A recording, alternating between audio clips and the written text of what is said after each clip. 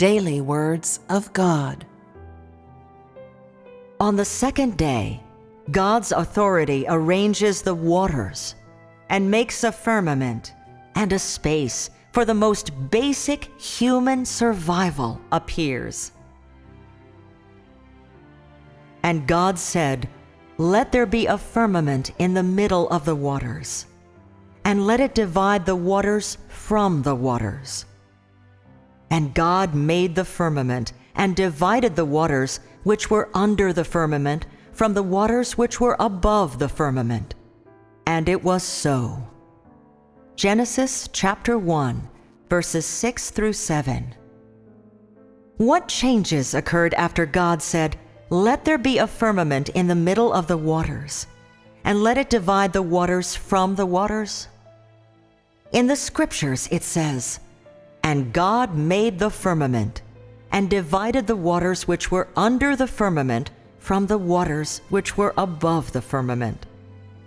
What was the result after God had spoken and done this? The answer lies in the last part of the passage. And it was so. These two short sentences record a magnificent event and describe a wonderful scene, the tremendous undertaking in which God governed the waters and created a space in which man could exist. In this picture, the waters and the firmament appear before the eyes of God in an instant, and they are divided by the authority of God's words and separated into an above and below in the manner appointed by God. Which is to say, the firmament created by God not only covered the waters below, but also supported the waters above. In this, man cannot help but stare, dumbfounded, and gasp in admiration at the splendor of the scene in which the Creator transferred the waters and commanded the waters and created the firmament, and at the might of his authority. Through the words of God and the power of God and the authority of God, God achieved another great feat. Is this not the might of the Creator's authority? Let us use the scriptures to explain the deeds of God.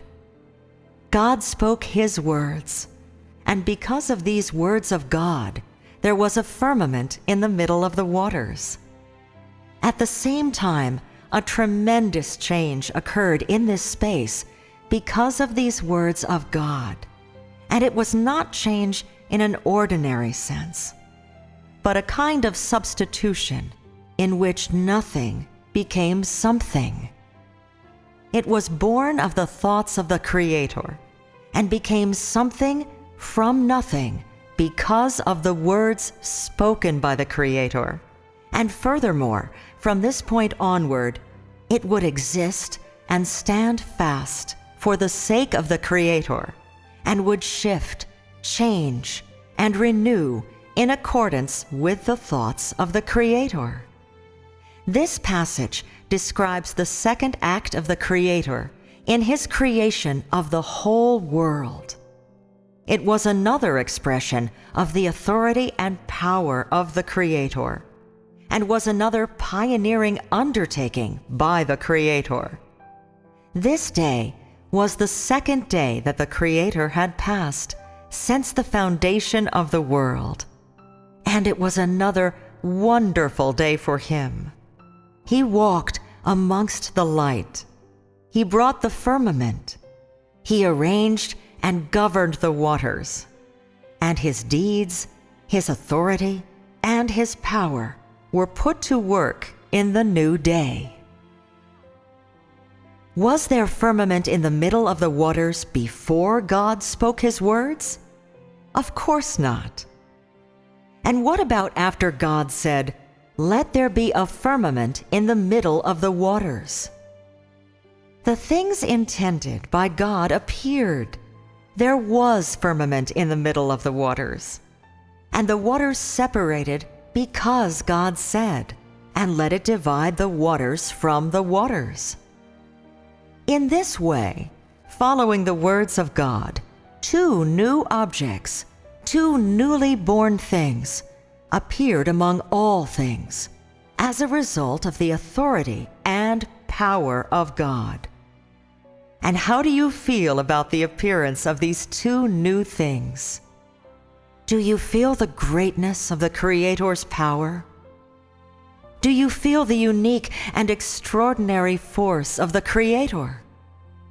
The greatness of such force and power is due to the authority of God, and this authority is a representation of God Himself and a unique characteristic of God Himself. Did this passage give you another profound sense of the uniqueness of God? But this is far from enough. The authority and power of the Creator go far beyond this. His uniqueness is not merely because He is possessed of a substance unlike that of any creature, but also because His authority and power are extraordinary, limitless, superlative to all, and stand above all.